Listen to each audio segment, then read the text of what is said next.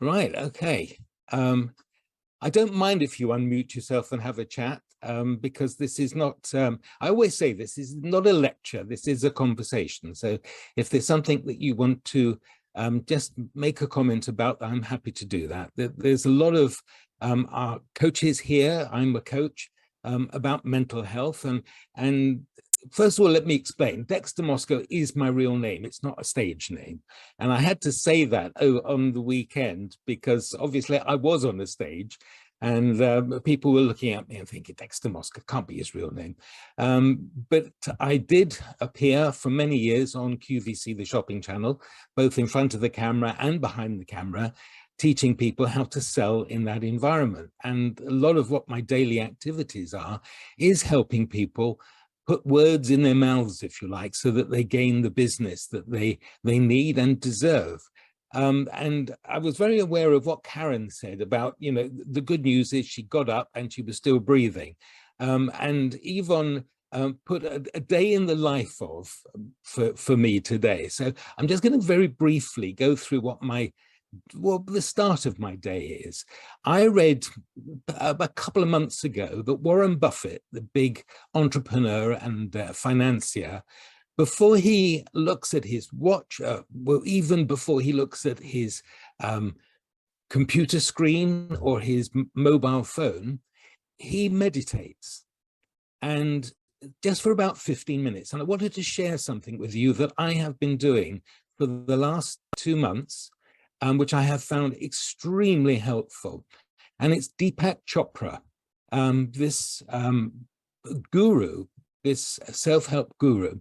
And on YouTube, he is offering free of charge, completely free, with no sell anywhere in the discussion, 21 days of abundance meditation.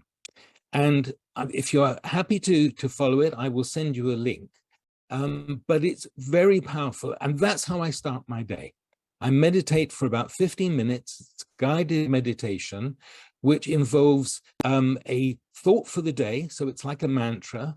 And then the second mantra is a Sanskrit mantra, which offers some understanding that we are all part of a much wider universe. And, you know, mental health is a fragile subject. I've had my challenges. And so I offer that to you as a way of just thinking differently about our life.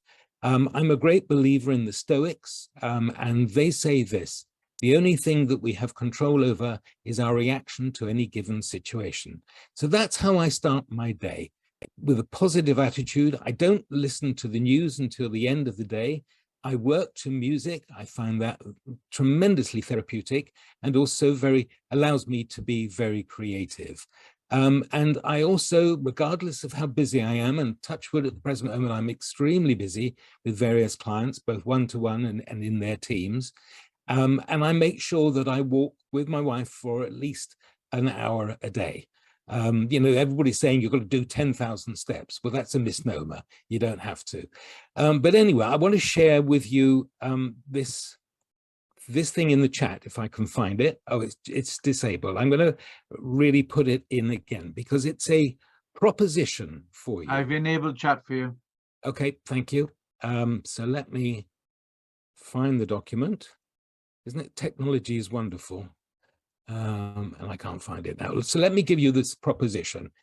The proposition is this: the key to our success, both financial and company, is to understand that we need to create a better profile of ourselves. So that in essence, we need to understand what problems our clients are suffering. And when we do that, where we fully understand what their needs are, then we can sell into those needs. And I hesitate to use the word sell because actually it's about influence and persuasion. So a couple of my mantras, which I hope is going to be useful to you: don't tell people what you do. Tell them what you have done for others. When you do that, when you create a story, as we've heard some stories today, those success stories, when you tell the story of how you've moved somebody from a situation which is not helpful to them to a situation that is helpful to them, then tell that story, not about what we do, but what we have done for others. And this is another of my mantras, which I hope is going to be useful to you. And that is the understanding, and this is a universal truth, and I know a lot of the coaches will agree with this, is that people buy emotionally. Everything is through an emotional filter. Then they decide logically. So people buy emotionally, they decide logically. So both of those elements have to come into play.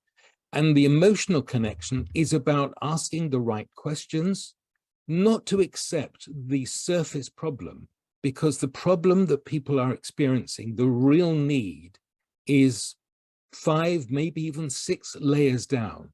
So we have a duty to ask those questions, having asked permission to do that. Because when we do that, when we ask the questions, and I've recently been working with an IFA who is very, very good transactionally. I'm working with a firm of accountants, and they're very good from their transaction and their planning perspective. What they are not very good at is understanding the person and what the person really needs from that interaction. Because once again, I repeat it, people buy emotionally, they decide logically. So if you really understand what the real needs, not the surface needs of somebody, thanks, Gareth, then you do have the benefit of asking more questions. And in any situation where you're seeking to influence and persuade somebody, don't sell. If in doubt, ask another question. Because when you do that, you are perceived differently from somebody who is a specialist in any field. And I say this, it is not enough to be an expert in your field. You really have to understand what people's needs are. And the only way you can do that is to ask deeper and more searching questions. To discover the pain, because the situation that people want is to move from a position of pain to a position, I used to say pleasure, but I think pleasure is very fleeting. So it has to be from a position of happiness. You move them from pain to happiness, and you can only do that when you fully understand what their needs are. So looking at the clock, being under the clock, the key here is to really understand what people need, and to understand that people, again, people buy emotionally, so make the emotional connection. And if you do, you are then not perceived as another salesperson or whatever you are in your field, but somebody that truly understands them. One of my coaching experiences and my training was with Dale Carnegie. And he once said this: try truly to understand the other person's point of view, because when you do, that's where connections are made, and that's where business is achieved. And there I will end the lesson for today. Thanks for the opportunity.